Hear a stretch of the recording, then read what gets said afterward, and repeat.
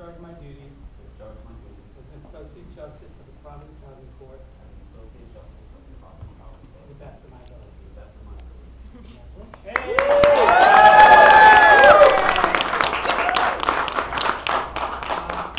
I just want to say that I am thrilled to have the honor of having nominated, now swearing in Judge Elorza. I have been a huge admirer of his for many, many years, and know the work that he has done both as an academic and as an intellectual and as a community organizer and as a great leader in this city. And he was a person who came to mind immediately when a vacancy became available on the court, and I know that he will discharge those duties with thoughtfulness and compassion and with a deep understanding of the important role of the housing court, and more importantly, the deep important role of housing in the lives of residents of this city, and he will do it in a way that strengthens families and strengthens our neighborhood, and will do an extraordinary job on the court, and I'm delighted that he accepted this appointment.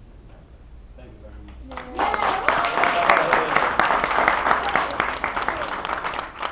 So before I begin, the first thing I'd like to do is I'd like to ask my dad, Tom. And I asked him if he could just say a few words on behalf of the family. I don't speak a lot of English, but I try to say something. Two words I like when I come to this country is I'm dreaming for something. And I saw right now. Two words I remember I have in my mind is the dreaming is come true. Because I coming for a poor family. Never in my life I dreaming something like that. But today is special for me. And I think for my whole family, because my heart is working boom like that. And my daughter, my beautiful daughter, my wife, my grandson, my granddaughter, and the rest of my family. I want to say really thank you for that time. That's it.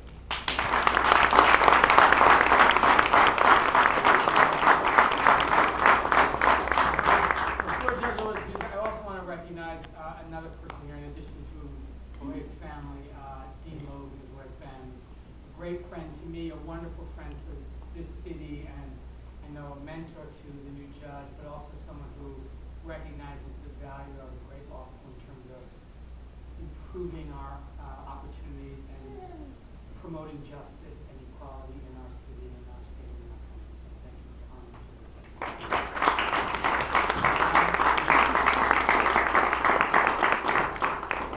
Well, all I'd like to say is thank you.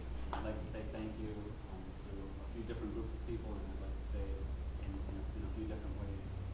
The first people I'd like to point out that is so important in my life are my colleagues, my professional colleagues. A few of them are still here. Dean Logan is still here. I'd like to thank you all collectively for believing in me, and also for giving me room to grow professionally, room to grow as a teacher, room to grow as a scholar, and room to grow as an academic generally. Single-handedly and without a doubt, the one professional accomplishment that I am most proud of is to be part of this faculty. So thank you very much.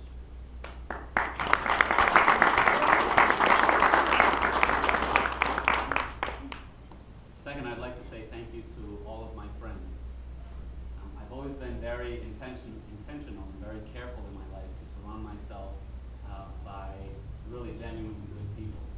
I surround myself by people who have things that I'd like to incorporate into who I am.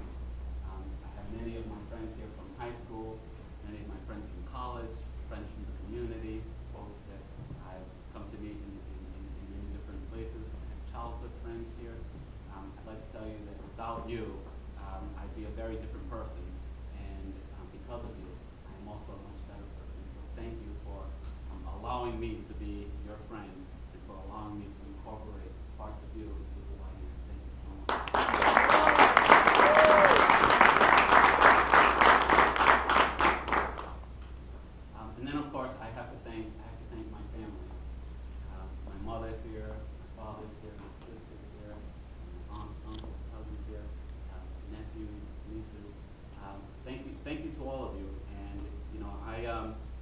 Oftentimes in a lot of different circles, I'm referred to as coming from a background, we're referred to as coming from a disadvantaged background. I always chuckle when I hear that, to tell you the truth, because if you know anything about what our family life was like, you'd see that we weren't anything but disadvantaged. In fact, I've always said that we grew up in an overprivileged household. I think of the weekends that we spent playing card games with all the cousins, all of the family, at home, great food, a couple of drinks, and everyone having such a great time. My childhood memories are filled with nothing but great family experiences, smiles on everybody's faces, and everyone having a good time. It's also said, I believe it was Freud who said that a child secure in his mother's love will be a world conqueror for life. And for any of you who know my mom, know that her unconditional support and her unconditional love will always be there. And building off of that base, and the base that I have with the rest of my family,